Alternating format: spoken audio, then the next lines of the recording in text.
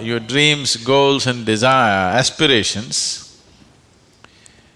it's good that you spend little more time on it and see, will this really mean something to you even after 25 years, 50 years? If you're in your deathbed, will it still mean something to you?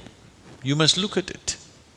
Whatever you're aspiring for, whatever you're dreaming of, whatever goals you have set, will it really mean something? Because most of these goals are traps. They're just traps. You get in, it's only one-way street, you can't turn back.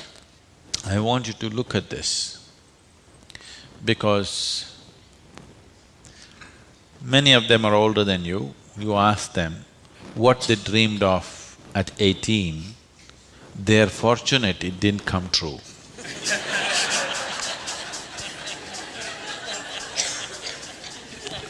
Yes or no? If everything that you desired and dreamed came true in your life, could you live with it? Fortunately, many of those things got filtered and never came true, isn't it?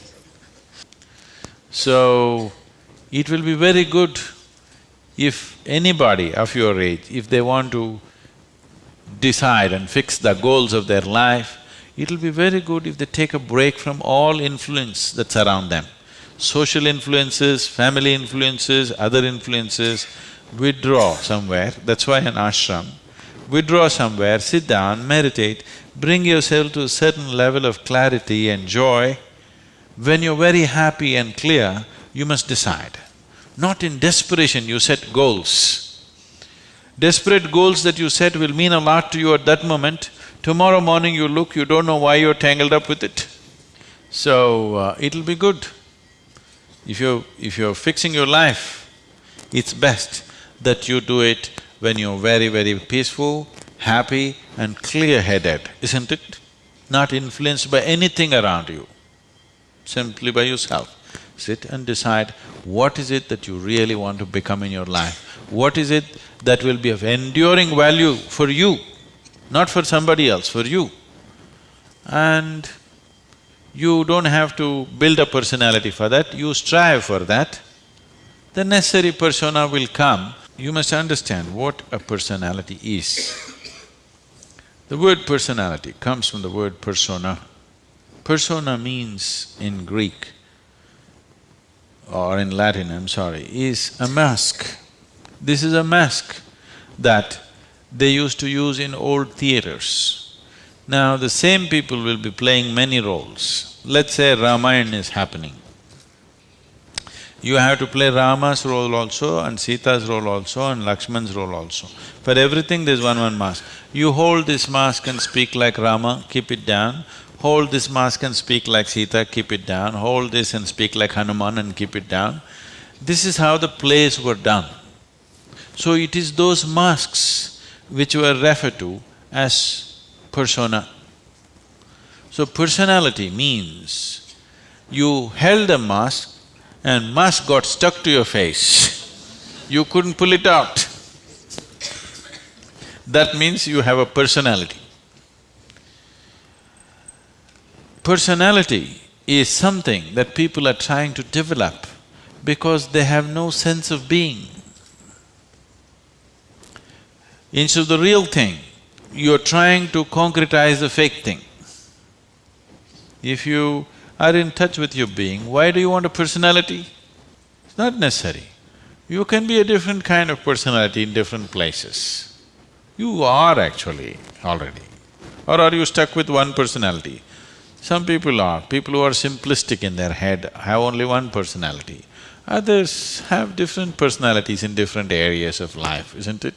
If you had seen me before like 1999, that is before the consecration of Dhyanalinga, I was a completely different kind of person, okay? To such an extent, everything about me was so different.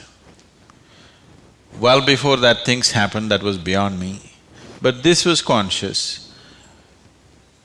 At that time I was single-minded towards a certain purpose, I was in a certain way. So after… I never thought I will live beyond that. but somehow things happened. Then I thought, okay, now that the work is over, let me change my personality completely. To fulfill that, I had acquired a certain kind of personality. And now that it's over, I thought, let me change it. And I told people around me, see, I'm going to change my personality. Don't be shocked, I'm still the same guy. They said, no problem, this. I said, just hang on, because things will change.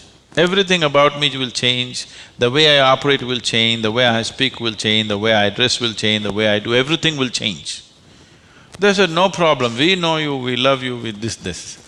I said, that's okay, hang on tight, because when things change, people fall off. Lot of people fell off because they couldn't believe. Where is that person that they knew? That person just evaporated, you know This is a new person, they can't identify with this new person. I told them and changed. In spite of that, they fell off. So many of them. So many of them who were very dear to me and very close to me, they fell away because I changed so dramatically. And I told them I'm going to change because one phase of work is over, now it's time to change my personality. The way I look, the way I dress, the way I speak, the very way I am, everything about me. I even changed what food I like. I changed my personality, so I thought I'll change my food also.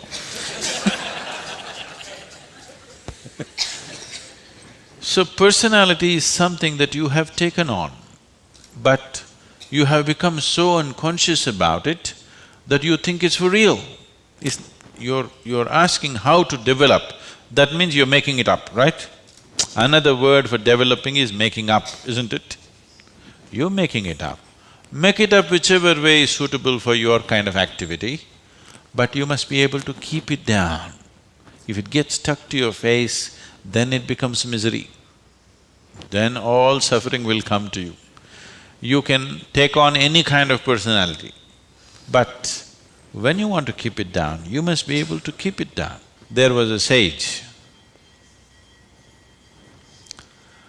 He was so wise.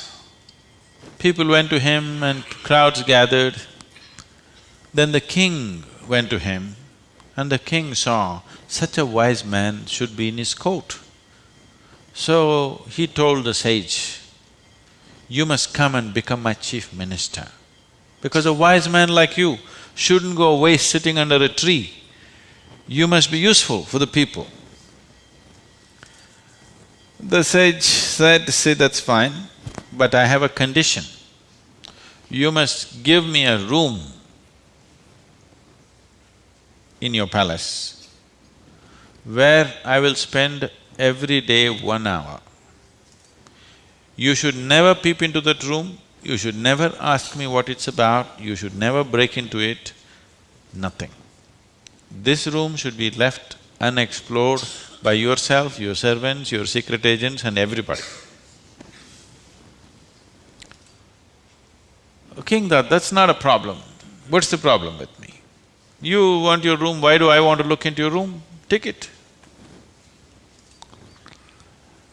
Then whenever any important meeting is to come, this man who's sage, now who's become a minister, so he's wearing appropriate clothes for the palace, but he goes in to this room and locks himself for 1 hour and comes out. A few months and years passed, but then after that king's curiosity, it even got us to Mars. He wants to know what the hell is he doing inside. So rumors started all around, oh, he's doing something, he's got somebody inside, maybe he's an enemy agent, he suddenly landed here, what is he doing there, what is he doing there? Everybody, the whole palace started buzzing around with what is he doing in this room. Everybody wants to see what's in the room, but it's always locked, he goes in, spends time there and comes out. Especially when something important is to be done, he goes in. All kinds of rumors happened. So, One day, king couldn't hold it. King asked this man, "I want to see what's in that room." He said, "Well, there's a promise you've given me. If you break the promise, I will leave." So he contained it. He doesn't want to lose the man. He's too wise. And then his other courtiers started talking, "How can you allow this? We don't know what's happening inside. It could be dangerous, it could be this, it could be that." One day when he was not there, they broke open the door and went inside. They looked around, the room is empty, no furniture, no nothing, just empty room. They looked, nothing. Then what does he do here? Then in one corner they saw very, worn out clothing hanging there and a begging bowl. They went. They couldn't make out what this is. Then he came in. He said, "Well, you wanted to see, you have seen." The king asked, "What do you do here?" He said, "Whenever I want to make any important decision, I come here, wear my worn-out clothes and sit with a begging bowl, clearly, that I don't want to be caught up with all the things of the palace. I want my wisdom not to be lost in these clothes and in this jewelry and in this stuff. So I come here, wear those clothes, sit with my begging bowl, make the decisions and then come out. Now you've broken the promise," and he left. So, this is what meditation is for you. Every day when you sit, you strip yourself down. You don't have to do anything about it.